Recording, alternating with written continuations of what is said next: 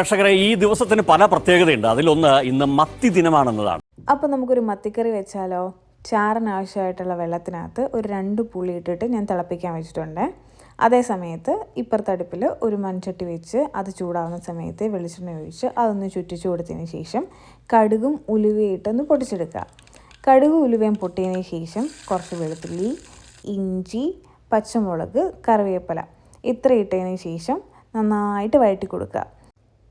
നന്നായിട്ട് വഴണ്ട് വന്നതിന് ശേഷം ഒരു ബ്രൗൺ കളറൊക്കെ ആകുമ്പോഴത്തേക്ക് ഇതിന് വേണ്ടിയിട്ടുള്ള മുളക് പൊടി, മഞ്ഞൾപ്പൊടി നമുക്ക് ആഡ് ചെയ്ത് കൊടുക്കാം. ഞാനിവിടെ ഒരു 2 ടേബിൾ സ്പൂൺ മുളക് പൊടിയാണ് ആഡ് ചെയ്യുന്നത്, ഒരു 1/2 ടീസ്പൂൺ മഞ്ഞൾപ്പൊടി.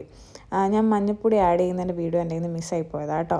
നല്ലതായിട്ട് ചൂടാക്കി കളറൊക്കെ ഒന്ന് മാറി എണ്ണ തെളിഞ്ഞ് വരുന്ന സമയത്ത് നമുക്ക് തിളപ്പിക്കാൻ വെച്ചിരിക്കുന്ന പുളിയും വെള്ളവും കൂടി ആഡ് ചെയ്ത് കൊടുക്കുക. തീ കൂട്ടി വെച്ചിട്ട് നന്നായിട്ട് തിളപ്പിക്കുക. തിളച്ച് വന്നതിന് ശേഷം വൃത്തിയാക്കി വെച്ചിരിക്കുന്ന നമ്മുടെ മത്തി ഇതിലേക്ക് ആഡ് ചെയ്ത് കൊടുക്കുക. ഒന്ന് അടച്ച് വെച്ച് ഒന്ന് തിളപ്പിക്കുക. ഞാനിവിടെ ഒന്ന് തിളച്ചതിന് ശേഷമാണ് കേട്ടോ ഉപ്പും കായപ്പൊടിയും കൂടെ ആഡ് ചെയ്ത് കൊടുക്കുന്നത്. എന്താണെന്ന് വെച്ചാൽ ഇവിടെ കിട്ടുന്ന മത്തിക്ക് നല്ല ഉപ്പായിരിക്കും. അന്നേരം നമ്മൾ ആദ്യമേ ഉപ്പ് ആഡ് ചെയ്ത് കഴിഞ്ഞാൽ നമ്മുടെ കറിക്ക് നല്ല ഉപ്പായിരിക്കും, വേറെ ഒന്നും നമ്മൾ അറിയൂല. അതുകൊണ്ട് അതിന് ശേഷമായിട്ടോ ആഡ് ചെയ്യുന്നത്. എന്നിട്ട് ഒന്നും കൂടി ഒന്ന് തിളപ്പിച്ച് പറ്റിച്ചെടുത്ത് കഴിഞ്ഞ് കഴിഞ്ഞാൽ നമ്മുടെ സൂപ്പർ മത്തിക്കറി ഇവിടെ റെഡിയാണ്. അപ്പോൾ എല്ലാവർക്കും ഹാപ്പി മത്തി ഡേ.